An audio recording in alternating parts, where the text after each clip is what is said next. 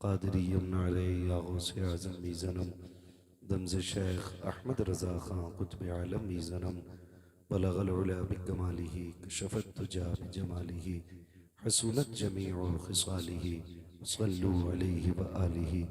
करूँ तेरे नाम पे जाँ फ़िदा, न बस एक जाँ तो जहाँ फ़िदा, दो जहाँ से भी नहीं जी भरा, करूँ क्या करोड़ों जहाँ नहीं। जिसको अपने नबी से जितनी मोहब्बत का एहसास हो, कोशिश करे उतनी आवाज़ के साथ रसूल और आले रसूल की बारगाह में दुरूद व सलाम की डालियाँ निछावर कर लें। पढ़ें बावाज़े बुलंद अल्लाहुम्मा सल्ली अला सय्यिदिना व मौलाना मुहम्मदिन मअदिनिल जूदी वल करम व आलिहि व अस्हाबिहि व बारिक वसल्लिम सलातन व सलामन अलैका या रसूलल्लाह सल्लल्लाहु तआला अलैहि वसल्लम। अज़ीज़ान मिल्लत इस्लामिया, शुरू से लेकर अब तक नातो मनक़बत और तकरीर का बेहतरीन मौसम गुज़र रहा है। आपने अच्छे अंदाज में नाते भी सुनी और यकीनन तकरीर भी मुलाहिज़ा की होगी। नक़ीब अहले सुन्नत हज़रत अल्लामा मौलाना ज़ैगम रज़ा साहिब क़िबला, ये इनकी मोहब्बतें हैं। ये काफ़ी बड़ी बड़ी बातें मेरे बारे में कह जाते हैं, हालांकि मेरी अपनी औकात सिर्फ इतनी है, तेरे टुकड़ों पे पले गैर की ठोकर पे न डाल, झड़कियाँ खाएं कहाँ छोड़ के सदका तेरा। अल्लाह इन्हें सलामत रखे। और रह गई तारीख़ का मसला, तो भाई ये इतना ज़्यादा माइक पे तज़किरा हो जाता है, तारीख़ नहीं मिलती। यकीन करें, मैंने परसों शाम में भी तकरीर की, कल दोपहर में भी तकरीर की, रात को भी तकरीर की, दिन में भी रात में भी मुसलसल तकरीरें चल रही हैं। आज ये आराम का दिन था, जिसके नतीजे में गला बैठा हुआ मिला है। हुक्म था सादात इकराम का कि हाज़िरी होनी है। हज़रत अल्लामा मौलाना अबरार अहमद मिसबाही साहिब क़िबला दामजिल्लाहुल आली ने मुझको इन पाक लोगों के बारे में बताया कि ये महफिल इनकी अपनी होती है, इसमें आना है। तो फिर क्या है, हुजूर के घर का मामला है। और याद रखिएगा, हम हमेशा मुस्तफ़ा के ख़ानदान के, यूँ समझें कि उड़ने वाली खाक के सर्रात के बराबर भी नहीं है। इनकी खिदमत हमारे लिए बाइस बरकत होती है। तो मौलाना अबरार अहमद साहिब क़िबला ने मुझे हुक्म दिया आना है, फिर मैं आ गया। अब देखो बड़े लोग बड़ी बातें। जगम भाई, मैंने सैयद साहब से कहा 12:30 बज रहे हैं, क्या हुक्म है? तो ये बड़े ज़र्फ वाले लोग हैं, बड़ी बातें कहने लगे। 10 मिनट 20 मिनट जो मर्जी चाहे बोलो, हमारी तरफ से कोई पाबंदी नहीं है। तो आपकी तरफ से हो सकती है और आपकी तरफ से ना हो तो फिर तो रखा है क्या? हाँ, तभी तो ये अकड़म ही दिखाओगे तुम। खैरियत हैं सारे लोग। मैं इंशाल्लाह कोशिश करूँगा थोड़ी देर आप हजरात के सामने अपनी नौकरी मुकम्मल करूँ। मिंबर रसूल पर उलमाए अहले सुन्नत का नूरानी काफिला जलवा करे। और संभल का स्टेज कोई आम नहीं होता है। हाँ, मैं तो समझता हूँ बड़े अच्छे अच्छों के पसीने छूट जाते हैं जब कोई बार बार ये बात कही जाती है ना कि मिंबर के खुतबा संभल के उलमा, तो डर लगता है भाई कहीं ये ज़्यादा ही बहुत ज़्यादा कसरत से मौत को याद करना ना हो जाए। ठीक है ना, ये बड़े लोग हैं, ये अलग बात है, खामोश खड़े रहते हैं, फिर भी जो लोग बड़े हैं वो बड़े रहते हैं। ऐसे असलाफ से मिलता है हमारा शजरा, जिनके कदमों में कई ताज पड़े रहते हैं। तो ये तमाम तर बाबरकत शख्सियात हैं और ये वो जमात है यकीनन कि अगर इनमें एक बंदा दुआ कर दे, बाकी आमीन कह दे, तो अल्लाह बिगड़े मुकद्दर सवार सकता है। हाँ, और मैं लगे हाथों ये बात कह जाऊं, आपके हक में और मेरे हक में, सभी के हक में बेहतर यही होगा कि हम अपने उलमा का एहतराम करें और इनकी कही हुई बातों पे अमल की कोशिश करें, इसलिए कि मिल्लत का मसला हो या नामूस रिसालत का मसला हो या हुकूक और हक, जो भी मसला होता है, चाहे वो जिन्नात से टकराना हो, हालात से टकराना हो या हुकूमत से टकराना हो, खुदा की कसम सबसे पहले जो सर पे कफन बांध के जमात आगे आती है ना, वो उलमा की जमात होती है। हमारी जिम्मेदारी बनती है कि हम अपने उलमा के एक एक कौल, एक एक हुक्म को अपनी निगाहों के सामने रखें। अगर ये हमसे कहें खड़े हो जाओ, तो फिर हम फिक्र न करें और सोचें नहीं इसने कहा क्यों है, समझें कि अगर कहा है तो कोई फायदा ही होगा। मैं आपको याद दिला दूं कि इस बीच में जितने भी नामूस रिसालत पर होने वाले हमले हैं या जो भी बकवास हुजूर की इज्जत और नामूस के खिलाफ की गई है, उनमें सबसे आगे सिर्फ और सिर्फ उलमा की जमात नजर आई है। उलमा की जमात नजर आई है। आपसे इतनी गुजारिश है, इलेक्शन लड़ो, पूरी जिंदगी हो गई प्रधानी और ठेकेदारी चलाते चलाते, इस बार इतना कर लेना जैगम भाई, कोई भी वोट मांगने आए ना, उससे कह देना विकास न कर हमारा। जितनी सबको लाइट मिलेगी उतनी हमें मिल जाएगी, जितने टूटे रोड पे दुनिया चलेगी उतने पे हम चलेंगे। रह गई हाईवे की बात, तो न तुम फ्री गुजरते हो ना हम फ्री गुजरते, पैसा तुम देते हो पैसा हम देते। इस बार इलेक्शन विकास के नाम पे नहीं, हुजूर की नामूस के नाम पे होना चाहिए। हमारा वोट उस शख्स को जाएगा जो हमारे नबी की नामूस की हिफाजत की बात करेगा। ये ख्याल रखिएगा, हमारा काम लड़ना नहीं है इलेक्शन, ना हम आएंगे आपसे वोट मांगने के लिए। हमारा काम सिर्फ इतना है कि हमारा रिश्ता हुजूर से जितना मजबूत से मजबूत हो सके, उसे मजबूत से मजबूत तर बनाया जाए। समझेंगे ना इंशाअल्लाह। बाकी कोई भी बंदा आके कहे कि भाई मैं क्या क्या मिलता, बेरोजगार भत्ता है, कॉलोनी, ये तो नहीं बैठे, चुप बैठे है ना, कॉलोनी ये 70 वाली 3.5 लाख वाली दिलवा देंगे, लात मार देना, कहना बिना छत के तो गुजारा हो सकता है, बिना महबूब रब के गुजारा नहीं हो सकता है। यही हमारा ऐलान रहना चाहिए। अगर हमारा वोट चाहिए तो विधानसभा में, संसद में हमारे नबी की नामूस की बात उठाओ, हमारे नबी की अजमत की बात करो और उन जबानों को ताले लगवाओ जो मेरे नबी के खिलाफ भौंकती है। वोट नहीं, हमारा लहू भी तुम्हारे लिए होगा। और अगर आप ये नहीं करते, सिर्फ 5 साल की सूखी रोटी का लालच लेके आए हो, तो मुंह पे मार देंगे तुम्हारे, इसलिए कि हम तुम्हारे टुकड़ों पे नहीं, हम अजमेर वाले के टुकड़ों पे पलते हैं। हम तुम्हारे टुकड़ों पे नहीं, अजमेर वाले के टुकड़ों पे पड़ते हैं। और तुम्हारी औकात क्या है, तुम हमें 5 साल पाल सको, तुम 5 सेकंड हमें नहीं पाल सकते हो। यह सिर्फ रब्बे कायनात की जात है जो पूरी कायनात को पाल रहा है। ये सिर्फ उसी की जात है जिसने कायनात को पाल रखा है। तो अपने उलमा का साथ देंगे इंशाअल्लाह, वादा करें इंशाअल्लाह। हमें सबसे बड़ा झूठा दलाल बन के आता है इलेक्शन, वो आके कहता कसम से चच्चा मेरा भरोसा करो, तुम्हारी गली पक्की जरूर होनी है। वो बिछने वाली ईंट से तो पक्की नहीं होती, वो गिरने वाली ईंट से जरूर पक्की हो जाती है। तो भरोसा नहीं, जरूरी है कि हम रोडों पे चलें। वो कहा था ना किसी ने, जो उनकी इज्जत पे आंच आई, हम अपनी इज्जत का क्या करेंगे। जब हुजूर की इज्जत नहीं रही तो फिर हम रोडों का क्या करेंगे यार। मुबारक हो तुम्हें पक्के महल्लात, हमें कच्ची झोपड़ी में हुजूर की इज्जत प्यारी लगती है। हमने आज तक अपने उलमा को नजरअंदाज किया, जिसके नतीजे में हमें ये दिन देखने मिलेंगे, ये दिन देखने मिलेंगे। अल्लाह ताला हमें अपने उलमा का एहतराम करने की तौफीक अता फरमाए। आज बड़े पीर की महफिल में बैठे हुए हैं।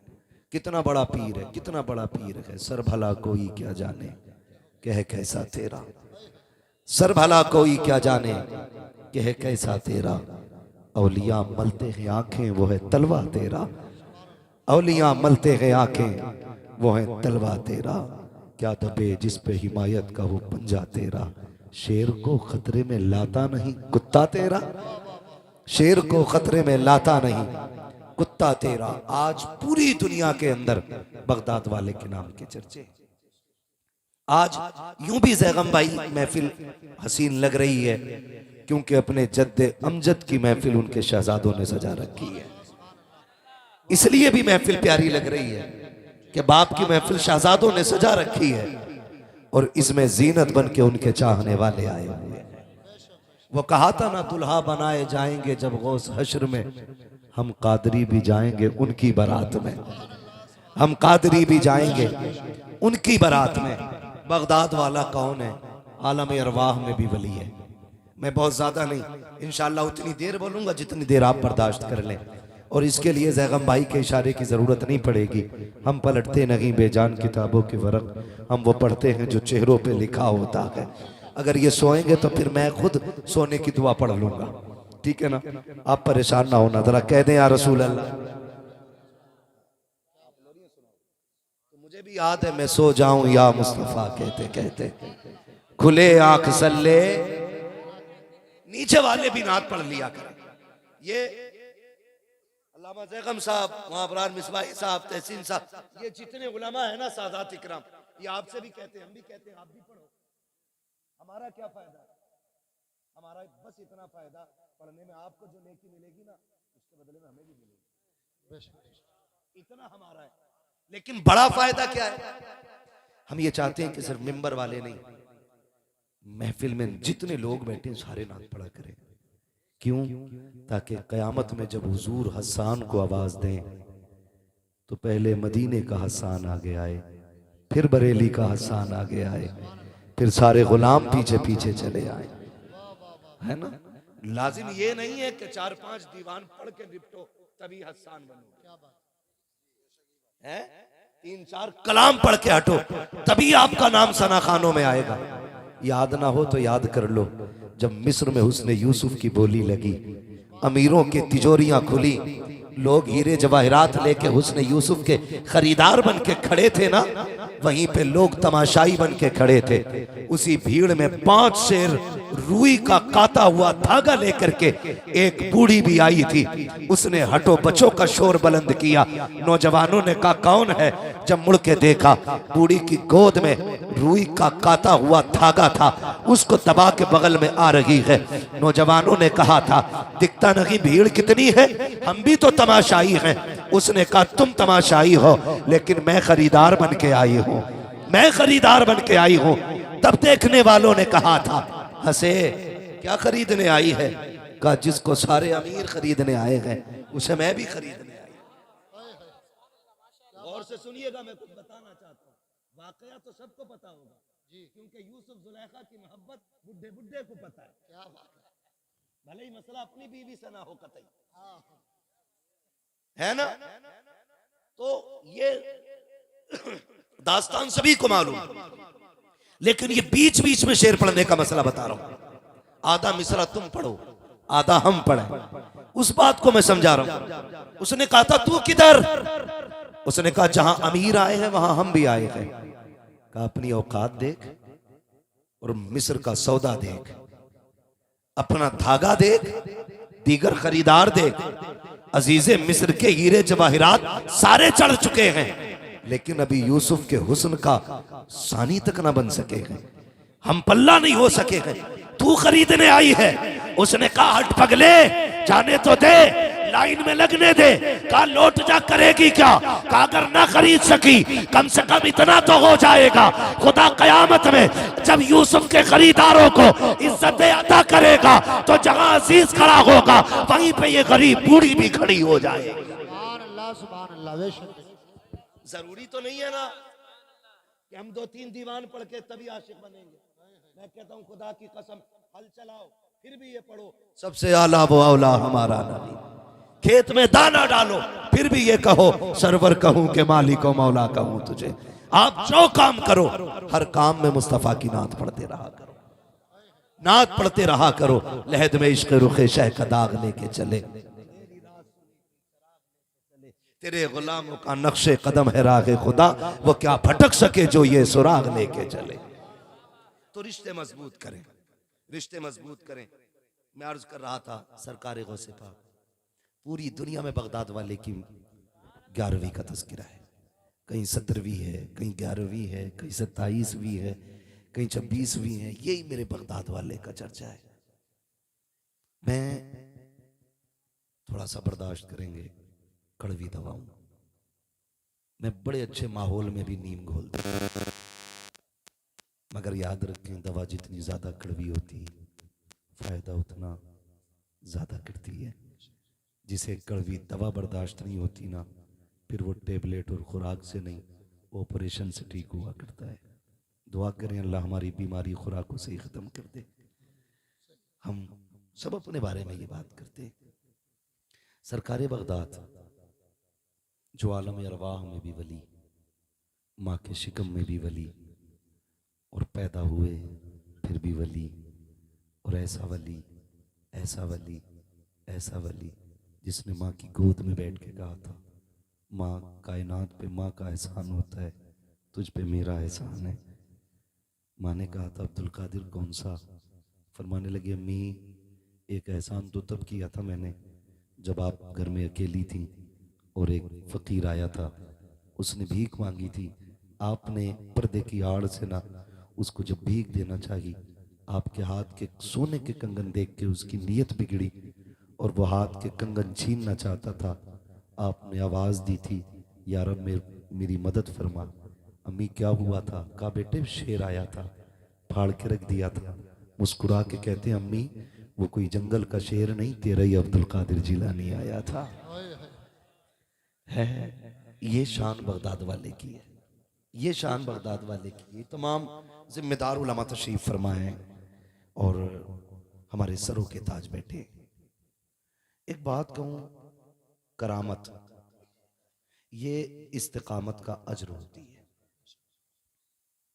जो हम शरीयत पर मजबूती से पाबंदी से अमल करते हैं ना, उसके इनाम में जो रब की तरफ से तोहफा मिलता है उसे करामत कहते हैं।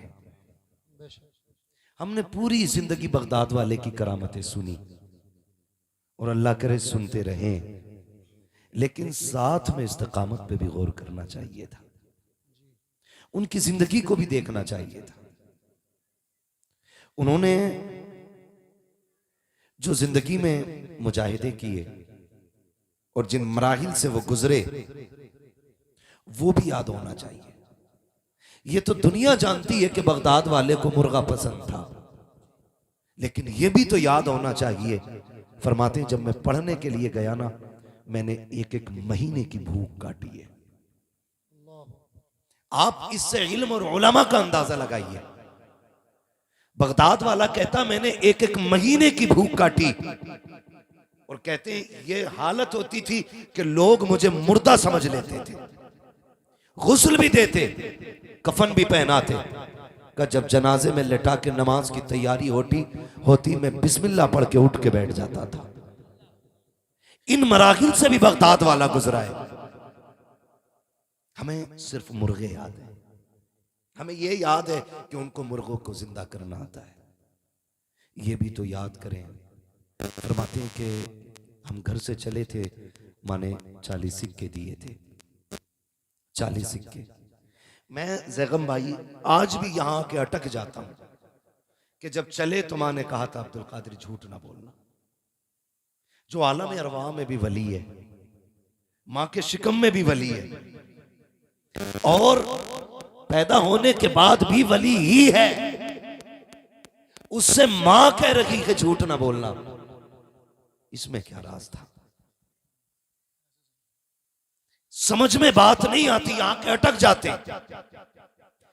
फिर खुद थोड़ी बहुत बगदाद की तरफ से रहनुमाई होती है, आवाज आती है पागल सिर्फ अब्दुल कादिर को न देख, अब्दुल कादिर की मां को भी तो देख। यहां मसला अब्दुल कादिर का नहीं, यहां मसला मां का है, मां का है। अम्मी ने क्या कहा था? अब्दुल कादिर दो भाई हो, बाप ने 80 सिक्के छोड़े, 40 तुम ले जाओ, 40 भाई के लिए छोड़ दो, लेकिन इसको संभाल के लेके जाना, मैं तुम्हारे साथ नहीं आऊंगी। याद रखिएगा, माँ माँ होती है, चाहे अब्दुल कादिर जिलानी की माँ क्यों ना हो।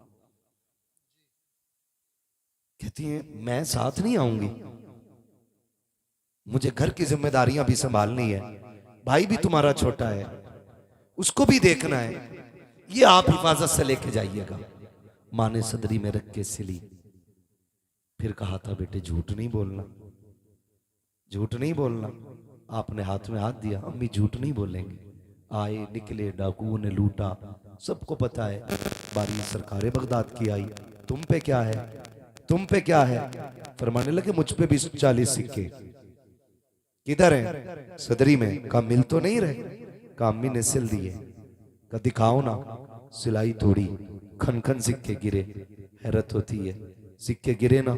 सरदार ने कहा था अजीब बच्चा है, झूठ बोल देता, ना कह देता हमें तो मिल ही नहीं रहे थे, झूठ बोल देता सिक्के बच जाते। बगदाद वाले ने कहा मैं झूठ बोल के सिक्के तो बचा लेता, लेकिन माँ से किया हुआ वादा टूट जाता, माँ से किया हुआ वादा टूट जाता। बगदाद वाला कहता है माँ की जबान पर 40 तो क्या, ऐसे 1000 सिक्के कुर्बान किए जा सकते हैं। आपसे इतना कहना चाहता हूँ, जिस बगदाद वाले की दुनिया 11वीं खा रही है, जिसका सदका खा रही है, जिसके नाम पे हम लोग पल रहे हैं, उसने माँ का एहतराम किस कमाल का किया है। आप जरा सोचे तो सही। आज कागज के सिक्के होते, कागज के पैसे होते हैं, कल सोने के पैसे होते थे। हम सोने के नहीं, कागज के पैसों के लिए माँ बाप छोड़ देते हैं। बगदाद वाले ने सोने के सिक्के छोड़े हैं, माँ से किया हुआ वादा नहीं तोड़ा है। ओ दुनिया वालों, ख्याल रखना, याद रखिएगा, जो तरक्कियां, जो बरकतें, जो अजमतें सजदे और रुकू और सुजूद और क़याम से नहीं मिलती है, जो दिनों रात के मुजाहिदों से नहीं मिलती है, रब ने माँ को वो कमाल बख्शा है कि जो तरक्कियां 12 बरस की इबादत से नहीं, वो माँ की दुआओं से खुदा अता फरमा दिया। बेशक नारे तकबीर, नारे रिसालत, उलमाए अहले सुन्नत, अज़मते वालिदैन, अज़मते गौसे पाक, सुभान अल्लाह। हम कितने अच्छे लोग हैं। बगदाद वाला कहता मेरी माँ का वादा टूट जाता। हम खाने पे बैठे, जैगम भाई ये सबका हम सबका हाल है, खाने पे बैठे, अचानक फोन की घंटी बजी, सरकारी प्लेट, अम्मा कहते रुक बेटे खाना खा जा। माँ, पुराने लोग ना एक बात कहते हैं कि कभी आगे खाना छोड़ के नहीं उठना चाहिए। ये बड़े बूढ़ों की बातें और काफी हद तक सच होती हैं इनकी बातें, इसलिए कि इन्होंने पढ़ करके नहीं, इन्होंने देख कर और सीख करके कहा है। बेटा उठा, माँ ने हाथ पकड़ लिया, बेटे खा के जा, खा के जा। हम कहते नहीं बस अभी आ रहा हूं। माँ बैठी रह गई, हम आ गए। क्या कर रहा था यार? खाना खा रहा था, हाथ भी नहीं धोए। हाथ तो धो लेता। कम्मी पीछा करती रह गई। कहा क्या कह के आया? अम्मा को बेवकूफ बना दिया। 2 मिनट लगे। नादान, माँ को बेवकूफ न कहे। खुदा की कसम खा के कहता हूँ, आज भी जिस बीमारी को मशीनें, चेकअप और बड़ी बड़ी लैबों में ले जा करके परखा और जांचा जाता है ना, मां नजर डाल के बेटे की उस बीमारी को पकड़ लेती है। आज भी मां औलाद के लिए सबसे बड़ा तबीब होती है, सबसे बड़ा हकीम मां होती है। और समझने की कोशिश करें, दोनों बातें आ जाएंगी। बहुत बड़ा नाम तारीख में सरकार वैसे करनी का है। इतना बड़ा नाम, इतना बड़ा नाम कि आपको खैरुत ताबईन कहा गया है। हाँ, ऐसा आशिक खुदा की कसम मिल ही नहीं सकता, नजर ही नहीं आता ऐसा आशिक। एक दिन मेरा नबी मिंबर पे आया, फरमाया सहाबा मेरा एक गुलाम है, नाम वैसे करन का रहने वाला है, लेकिन रब उससे प्यार करता है, वो रब से प्यार करता है। और रब का इतना प्यारा है कि वो जब वो कुछ ठान लेता है तो रब को मनवा लेता है। ये मेरे नबी ने बात की है, मेरे नबी ने बात की है। या रसूल अल्लाह कौन है? का मेरा चाहने वाला है। हुजूर आपसे इतना प्यार करता है, कभी आया नहीं? मेरे नबी ने फरमाया मजबूरी है उसके आगे, उसके घर में माजूर माँ है। माजूर कैसी?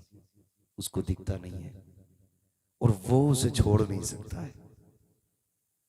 वो माँ को नहीं छोड़ सकता, माँ उसे नहीं छोड़ सकती। वो मुझसे बड़ा प्यार करता है। जानते हैं, यूं ही सरकार उवैस करनी के तस्करे नहीं हो रहे।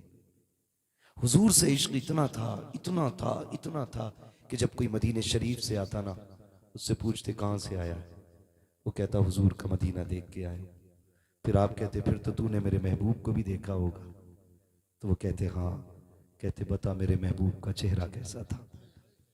जब ये बातें होती उनकी आंखें बरसती।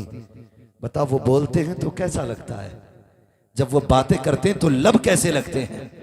का जब उनकी पलकें उठती हैं तो फिर तो गैरत के पर्दे खुदा की कसम कैसे लगते हैं वो।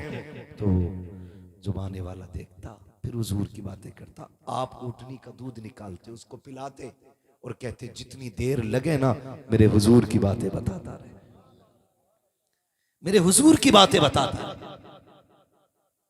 जब आपसे ये बात होती और सारी बातें हो जाती, वो चला जाता। फिर कहते काश मैं भी हुजूर की बारगाह में जाता, काश मैं भी हुजूर की बारगाह में जाता। आप घर आए, माँ के पैर दबा रहे, और माँ के पैर दबाते दबाते आंख से आंसू का कतरा गिरा। जब माँ के पैर पे आया ना, तो माँ वो होती है जो आंसुओं की गर्मी से बेटे का दर्द महसूस कर लेती है। सिर्फ आंसुओं की गर्मी से पैर दबा रही माँ के। माँ तो नाबीना है, जैसी आंसू का कतरा गिरा ना, माँ कहती है लालू वैस क्या बात है, खैर तो है ना, आज बड़ा बेकरार लग रहा है।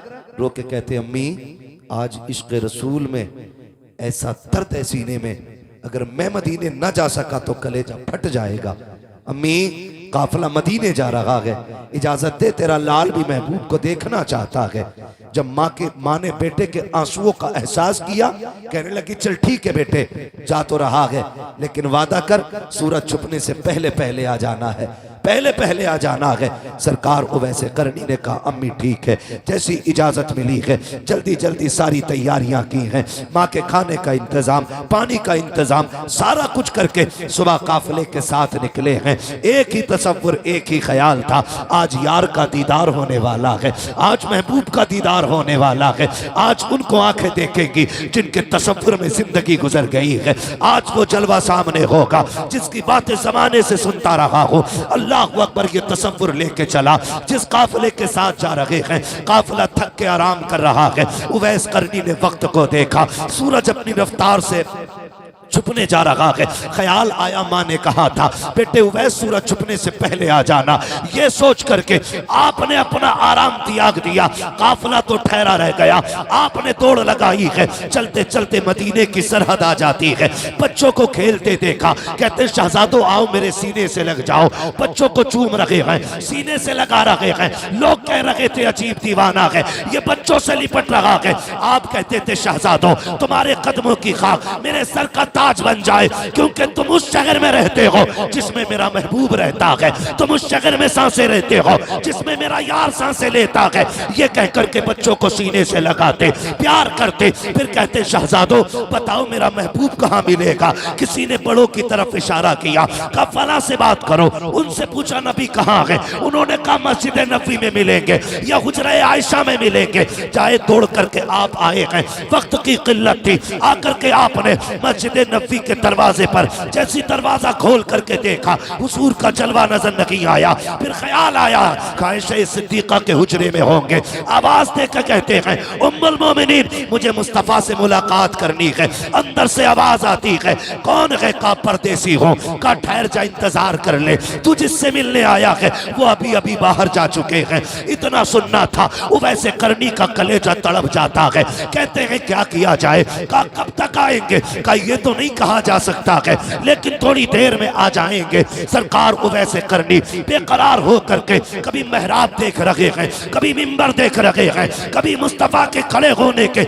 मुसल्ले पे निगाहें जाती हैं। फिर ख्याल आता है उम्मुल मोमिनीन आप साइड से हो जाइए। का किस लिए, का महबूब को तो न देख सका, महबूब के नीचे बिछने वाली चटाई को देख लो, जिस मसनद पे मेरा महबूब तकिए लगा के बैठता है, मैं उस मसनद को चूमना चाहता हूँ। उम्मुल मोमिनीन आयशा सिद्दीका फरमाती है जब उवैस अंदर आए थे, बाल बिखरे हुए हैं, मिट्टी लगी है पूरे कपड़ों पर, देखने में दीवाना लग रहे हैं, कभी दीवार चूम रहे हैं, कभी मेहराब चूम रहे हैं, कभी मिंबर से लिपटते हैं, कभी खजूर के सुतूनों से लिपट जाते हैं, कभी हुजूर के नीचे बिछने वाली चटाई को चूमते हैं। उम्मुल मोमिनीन कहती है अरे अगर इतना ही इश्क है तो इंतजार क्यों नहीं कर लेते? कहते मजबूरी है माँ, अगर वक्त होता पूरी जिंदगी उसकी राहों में बैठ के गुजार देता, लेकिन क्या करूं मजबूरी है, जब वो आ जाए तो मेरा सलाम कह देना।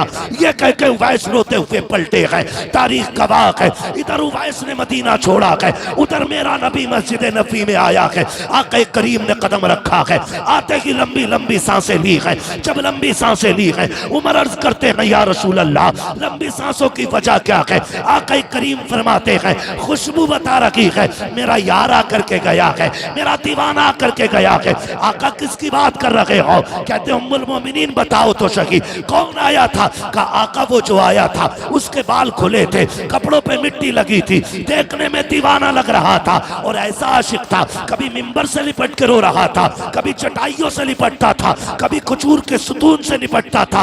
आका मैंने उससे कहा था ठहर जा, अगर इतना ही प्यार है तो इंतजार क्यों नहीं कर लेता? कहते महबूब उसने ये कहा था अगर वक्त होता पूरी जिंदगी उसकी राहों में गुजार जाता।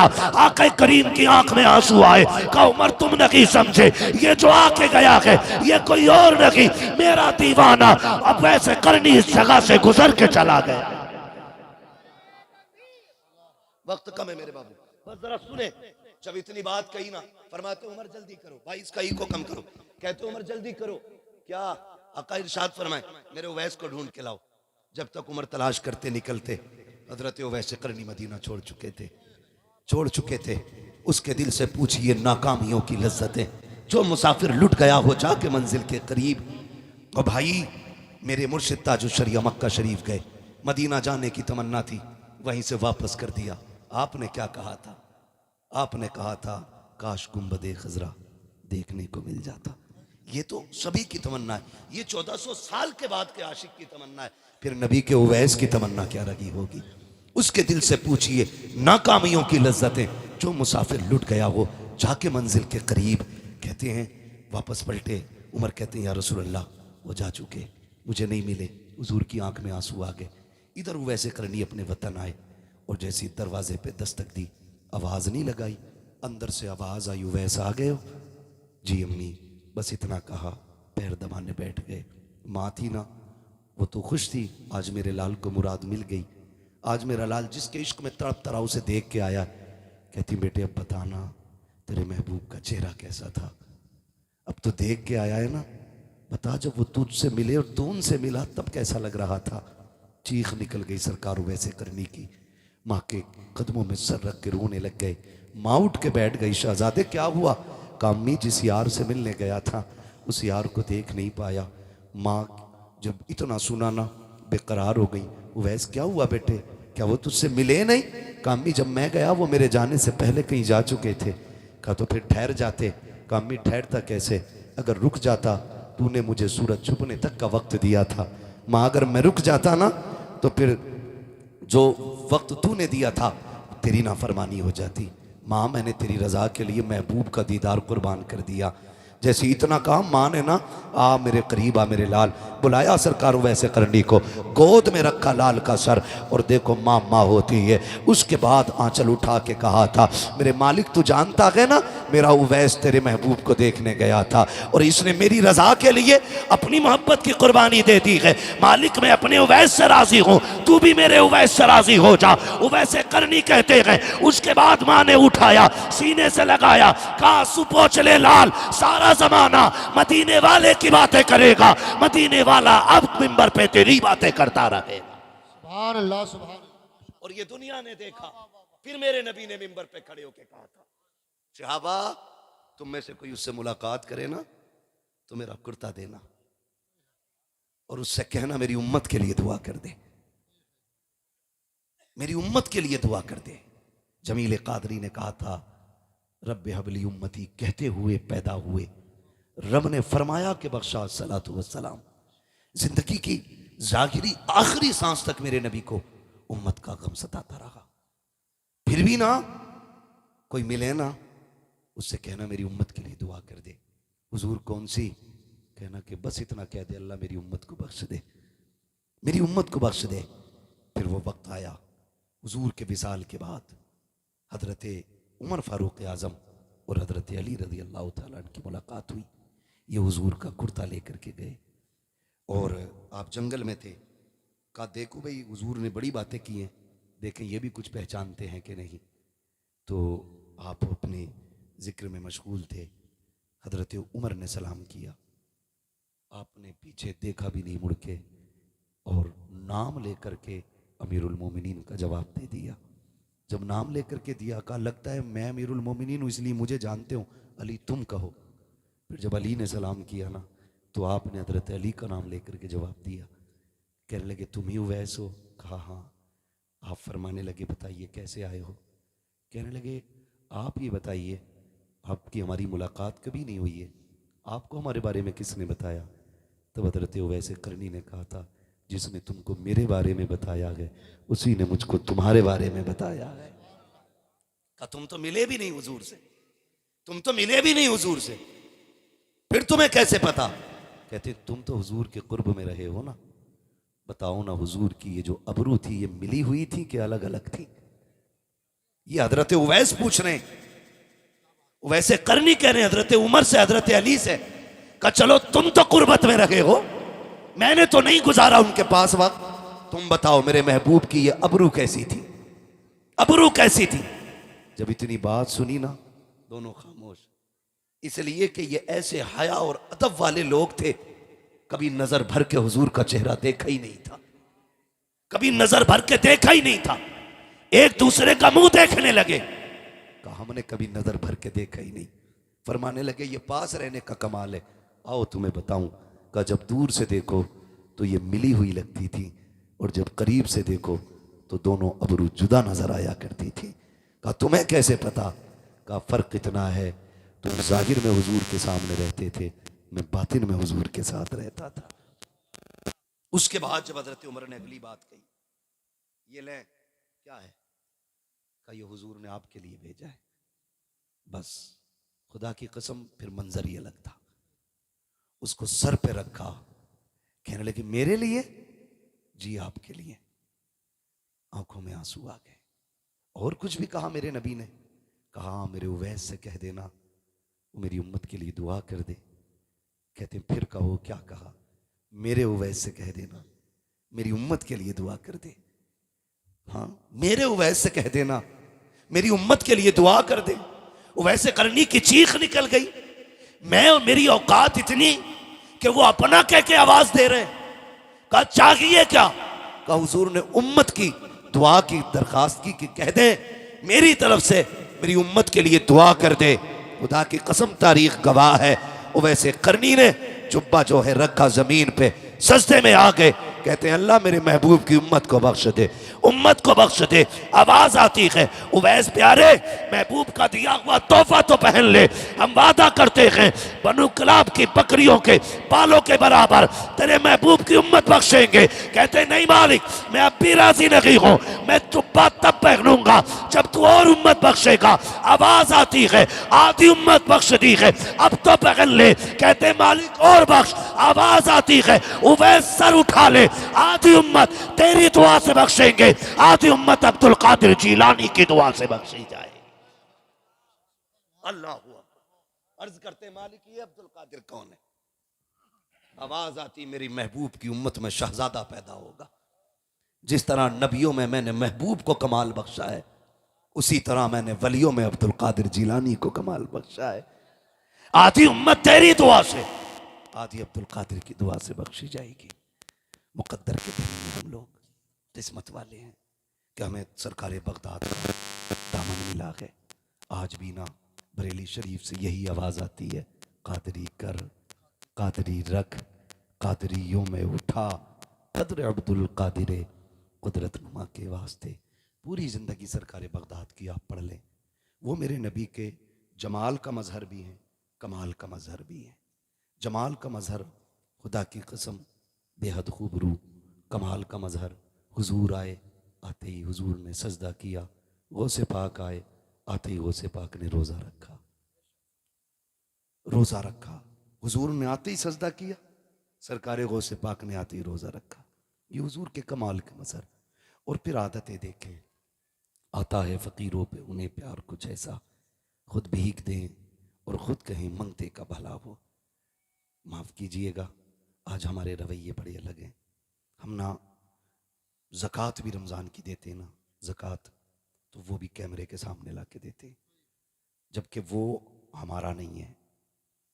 ज़कात हमारा नहीं है, माल वो अल्लाह का जो हमने निकाला है, तो उसको दिखाने का तो कोई हक ही आपको नहीं पहुंचता। हम ज़कात भी दिखा के देते हैं। बगदाद वाले की ज़िंदगी पढ़ें, हमेशा दूसरों के काम आते रहना, यही बगदाद वाले के चाहने वालों की पहचान होनी चाहिए। पहचान होनी चाहिए, सीधी सी बात है। सरकार बगदाद रज़ी अल्लाह ताला, आप कहीं जा रहे हैं, दरियाए नील आपको पार करना था, आपने देखा एक शख्स ना खड़ा हुआ किनारे पे रो रहा है, किनारे पे खड़ा रो रहा है। आपने पूछा बात क्या है? उसने कहा हुजूर दरिया पार करना था, किराया नहीं है, और ना कश्ती वाले ने ना मार के भगा दिया। आपने वहीं खड़े खड़े शागिर्द को हुक्म दिया, कहा मेरी दरसगाह में सोने के सिक्कों की थैली रखी है, वो उठा के ला। शागिर्द गया, ला के थैली दी, हुजूर ये ले। आपने वो ली, कश्ती वाले को दी कि ये ले। उसने कहा हुजूर ये किस चीज़ की? फरमाने लगे इस गरीब को तूने इसलिए दरिया पार नहीं कराया कि इसके पास किराया नहीं था, ये सारे ही रख ले। आज के बाद कोई भी गरीब आए ना, उससे किराया ना मांगना, उसे अब्दुल कादिर के पैसे से दरिया पार कराते रहना। ये उन लोगों के लिए जिन्हें हम ये कहें कि उनके लिए अजनबी, जिनसे खून का रिश्ता नहीं, उनके लिए इतनी मेहरबानी। आज ना 11वीं तो हम करते हैं, बुरा मत मानना, 11वीं तो हम करते हैं, लेकिन 11वीं पे सिर्फ हमारा ही हक होता है और किसी का नहीं। हम 1100 रुपए का जर्दा बनाएंगे, लेकिन सिर्फ खुद ही खा लेंगे।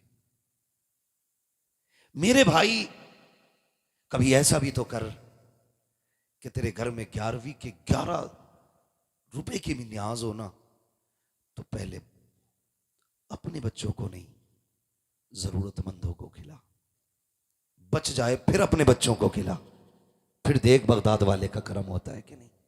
लोग कहते हैं हर साल करता हूं 11वीं, मुसीबतें पक्की आ रही हैं, फिर भी बराबर 1100 रुपए जेब में पड़े ना तो निकालेगा 11 ही रुपए। भाई किस किताब में लिखा 11 ही रुपए दो? ये क्यों तो कह रहा है 11वीं की निस्बत से 11 ही दिए जाते, तो 1100 में भी तो 11वीं की निस्बत है, 11,000 में भी 11वीं की निस्बत है, और 11 लाख में भी 11वीं की निस्बत है, तो 11 ही रुपए क्यों? सस्ता छूटना चाह रहा है। जिनकी 11वीं कर रहा है उन्हें तेरी जेब का भी पता है, तेरी कुठिया का भी पता है। उन्हें पता है 1100 पर्स में रखे और 11 जेब में रखे थे, 11 ही निकाल के दिए। माफ कीजिएगा, कुछ जगहों पे चलन है 11वीं के दिन चंदे का, होता है कि नहीं? मस्जिदों में पैसे इकट्ठे कर लेते हैं। सैयद साहब किबला 10 रुपए तो भेजता घर से, 11 रुपए, और जोहर में जाके कहता लड्डू ही लियो। एक लड्डू कितने का?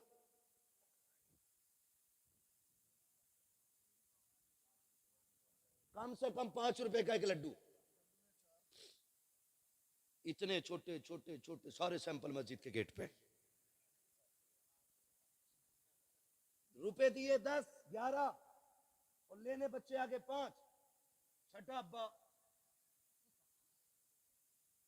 और फिर कह रहा अच्छा 11वीं के पैसे मान लिए, लड्डू पूरे नहीं पड़े।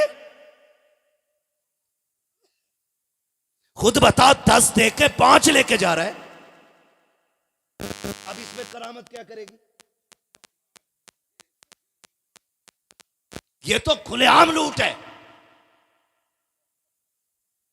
या तो ये कह जितना पैसा है वो शे मंगाओ जो सबको मिल जाए,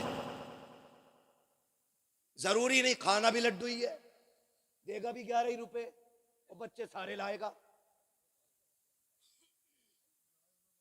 लड़ाई कई इमामों की छुट्टी हो गई, गलत नहीं कह रहा हूं, ऐसे भी हुआ है, ये गमियां खत्म करें। ऐसा भी हुआ है, कोई आया कि 5 रुपए कल्लन ने दिए, तो वो 5 रुपए का ऐलान हो गया। बाद में आया नहीं जी कल्लन नहीं, मैंने मल्लन बोला था। तो फिर वो मल्लन के 5 चढ़ गए, तो 5 रुपए एक ही आए ऐलान। कितनी बार हो गया ऐलान? बोले जरा, आप बोल सकते हैं ना, मुंह में गुटखा तो नहीं है किसी के। बगदाद वाले की महफिल है, मुंह साफ करके बैठा करो, वरना ऐसा थप्पड़ मारेंगे कयामत तक नस्लों में दांत नहीं जमेंगे। क्योंकि अलहामा कह रहे हैं गौस वो तीखा तेरा, मर के भी चैन से सोता नहीं मारा तेरा। महफिलों का अदब किया करो। बगदाद वाले की महफिल है, हल्के में मत लेना। तकरीर के बीच में चील बोल जाए, पट्ट से नीचे खत्म। और फिर जब जलाल से बाहर निकले, इसे क्या हो गया? तो आप ही ने तो कहा था कि ये चुप क्यों नहीं होती है। कहा मर गई? कहा फरमाया कुम बेइज़्निल्लाह। तो मसला यही है। तो ये ना किया करें, ये बिल्कुल ना किया करें। 2 बार ऐलान हो जा तो कुछ इतने बड़े फित्ती ने कापी लेके बैठे रहते हैं घर। हाँ, सब लिख रहा कितने ऐलान हुए, और फिर आके कह रहे आप कितने आए थे इमाम साहब पैसे? इमाम साहब ने कहा 713 रुपए। कह रहा एक बार और जोड़ लो। कह रहा नहीं भाई 713 ही है, पूरे डब्बे में रखे, मैंने 1 रुपया जेब में भी नहीं डाला, सारा ही प्लास्टिक के डब्बे में। कह रहा नहीं नहीं मुझे पता है, क्यों? तू बगदाद वाले की चौखट से उठ के आया है, तुझे पता है। कह रहा ये देखो कापी। फिर निकाला इसने नामा अमाल और अपना जुर्म डाल दिया इमाम की खोपड़ी है। 10-5 इधर उधर हो गए। अगर ये नाम भूल गया तो कह रहा बरकत है इमाम साहब के ऐलान में, नाम कम थे पैसे ज्यादा निकले, तो फिर करामत हो गई इमाम की। और अगर इमाम ने कोई नाम दोबारा बोल दिया और रुपया कम निकला तो फिर आफत आ गई इमाम की। तो ऐसे लोगों से भी बचें, ये रवैये गलत है। अल्लाह ने तौफीक दी है, हस्बे हैसियत 11वीं कर, और फिर देख अल्लाह कितनी बरकतें अता फरमाता है। नाम के लिए नहीं, काम के लिए 11वीं करें, काम के लिए 11वीं करें, नाम के लिए नहीं, दिखावे के लिए नहीं। कहीं भी चले जाओ, आके ना जो 11वीं कराता है ऐसा बैठता है, कुछ भी नहीं होता, और लगा है सैयद साहब आए।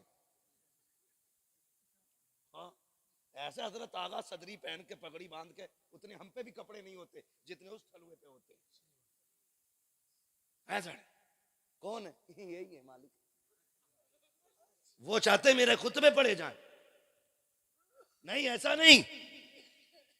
बगदाद वाले के नाम का लंगर है, आका बन के नहीं, नौकर बन के खिला, नौकर बन के खिला, तमाशा ना बना। जब भी कोई पूछे क्या गए, अपना कुछ नहीं, सारा ही बगदाद से आ रहा है, सारा ही बगदाद से आ रहा है। खाते हैं तेरे दर का, पीते हैं तेरे दर का, पानी है तेरा पानी, दाना है तेरा दाना, है तेरा दाना। लेकिन मैं जो अर्ज कर रहा था आपसे, मैं कह रहा था थोड़ा सा दिलों में कुशादगी लाइए, कुशादगी। दिल बड़े तंग हो गए।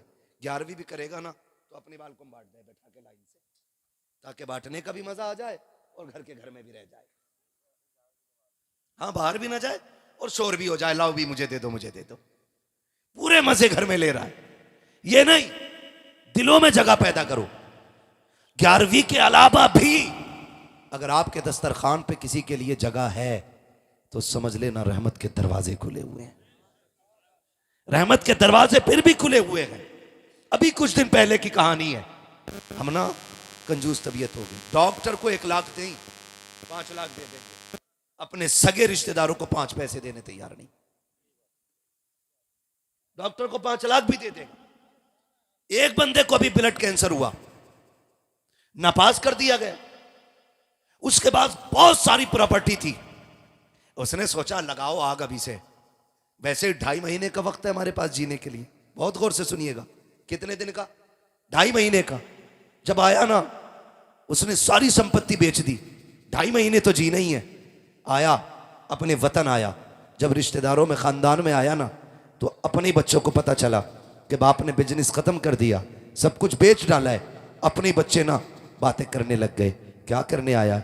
उसको ना पहली रात में इतना बोझ महसूस हुआ, अपनों ने उसके खिलाफ ऐसी बातें की, उसे लगा कि वो अपनों पे नहीं जमीन पे आप एक बोझ बन के रह गया है। उसने फैसला कर लिया कल फिर जाना है। टिकट निकाला, निकालने के बाद फिर वापस पलटना था उसे कि ऐसे अपनों से तो वो गैर बेहतर थे जो कम से कम ताने तो नहीं देते हैं, कहीं ने मेरी 2 वक्त की रोटी भारी लग रही है। ये सोच करके उसने टिकट निकलवाया। अब वो अपनों में बैठना भी नहीं चाह रहा है, सोचा रात कहाँ गुजारूं, रात कहाँ गुजारूं। इस ख्याल से वो बेदीवानापन में बाहर इधर उधर टहलता रहा। मौसम चूंकि बारिश का था, जब बारिश का मौसम देखा, बारिश के मौसम में एक मकान की छत के बगल में छुप के बैठ गया। उस मकान के अंदर से खटखट की आवाजें आती रही। जब बहुत देर तक आवाज बर्तनों की आई, उसने जाके दरवाजा खटखटाया। अंदर से यतीम बच्ची निकली। उसने कहा जनाब क्या बात है। कहा आप यहाँ कैसे। कहा बच्ची पूछना ये था, बात क्या है, पूरी रात बर्तन बजते रहे। बच्ची ने आंख में आंसू भर के कहा हम यतीम हैं, हमारा कोई वारिस नहीं है, जब से बाप गया है कोई देखने वाला नहीं है, माफ कीजिएगा आपकी नींद उड़ाना मकसूद ना था। जब बारिश आई है हमारी छत इतनी जगह से टपक रही थी कि बर्तन कभी यहाँ लगाते थे कभी वहां लगाते थे। हम ठहरे गरीब लोग, इतने बर्तन भी ना थे कि एक वक्त में सब जगह लगा दिए जाते। बच्ची ने रो के इतना कहा, उसको ख्याल आया, जब नजर उठा के देखा वो बच्ची कोई और नहीं, उसकी अपनी सगी भांजी थी। रात के सन्नाटे में सगी भांजी को उसने देखा, पहचान तो यूं नहीं पाया था क्योंकि बरसों से परदेश काटा था, कभी अपनों में आने की फुर्सत नहीं मिली थी। फिर ख्याल आया सगी भांजी है, कोई सर पे साया न की है। उसने बगन के घर आने की इजाजत मांगी, अंदर गया, घर टपक रहा है। उसको ख्याल आया 2.5 महीने की जिंदगी है, इतनी दौलत का क्या करूंगा, क्यों ना ये काम किया जाए, कम से कम अपनों के लिए ये मकान बना जाऊं। ये सोच करके उसने अगले दिन बुलाया तामीर करने वालों को, मेहमान बुलाए गए और उसने कहा काम रुकना नहीं चाहिए, मेरे पास 2.5 महीने का वक्त है, उससे पहले पहले मेरी बेवा बहन का मकान बन जाना चाहिए, यतीम भांजियों का इंतजाम हो जाना चाहिए। तारीख गवाह है 2.5 महीने का वक्त डॉक्टरों ने दिया है, दिनों रात काम चलता रहा। 6 महीने हो गए, मौत नहीं आई है, जिंदगी बेहतर होती जा रही है, काम भी बंद नहीं हो रहा है। जब 7 महीने गुजर गए, ख्याल आया कुछ पैसा परदेश में रह गया था वो भी लेके आ जाता हूँ ताकि अपनों पे लगा दूं। जब वतन से बेवतन हुआ, परदेश गया, डॉक्टर से मुलाकात हुई, कहा यार तू जिंदा कैसे है, तू तो लास्ट स्टेज पे था, तुझे मर जाना चाहिए था। उसने कहा क्या कह रहे हो। कहा हाँ 2.5 महीने से ज्यादा तेरी जिंदगी नहीं है। कहा मैं कल भी ठीक था, आज भी ठीक हूँ। जब चेकअप किया गया कोई बीमारी नहीं थी। कहा कौन से दवा की है। उसने कहा तुम्हारा इलाज दुनिया के तबीब करते हैं, हमारा इलाज रब के हबीब ने कर डाला।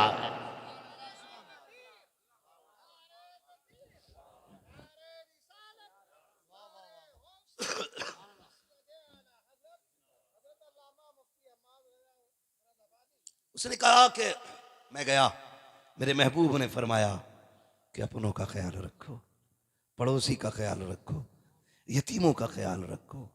कहा मैंने उनका घर बनाया, रब ने मेरी जिंदगी बना डाली है, रब ने मेरी जिंदगी बना डाली है। दिल में जगह रखी है, दिल में जगह रखी है। जो मर्ज दवाओं से नहीं कटते वो दुआओं से कट जाया करते हैं, वो दुआओं से कट जाया करती। सबसे ज्यादा हक आपके ऊपर आपके सगों का है।